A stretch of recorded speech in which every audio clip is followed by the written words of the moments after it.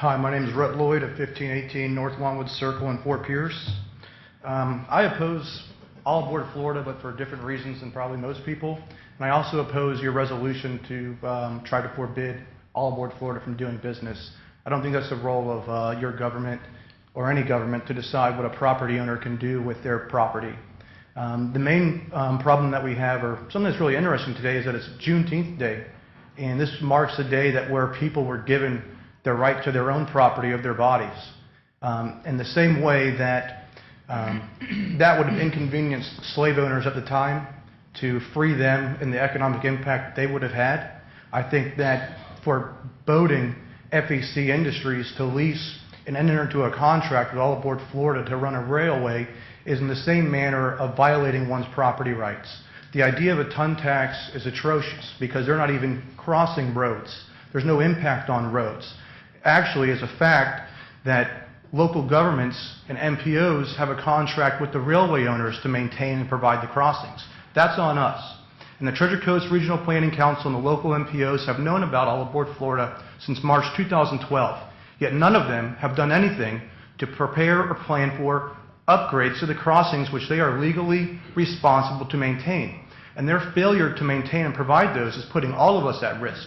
It's not that all aboard Florida is using property to which somebody owns. That's theirs to do so.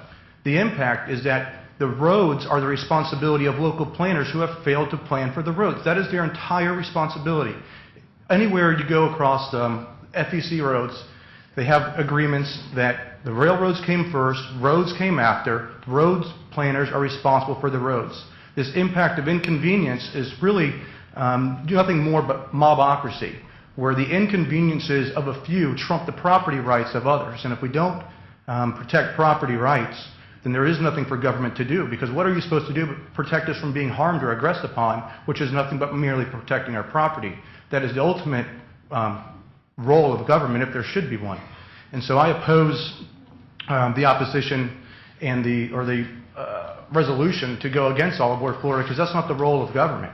I oppose the subsidies. You know, $1.5 billion it's looted from everybody to give to them because, you know, HUD, DOT, EPA, and the 750 schemers think that it's a good idea. You know, that's a serious problem. We should oppose subsidies.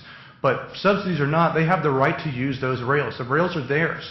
People who moved around the rail did so knowing full well that there was a railroad there, and railroads already crossed down those tracks, or trains already crossed down those tracks. They took a risk of expecting that nobody would expect to use their property for greater capacity or to be more productive with it. That's like moving next to a railroad or moving next to an airport and telling them that they can't use their runway because they want to use it at higher capacity.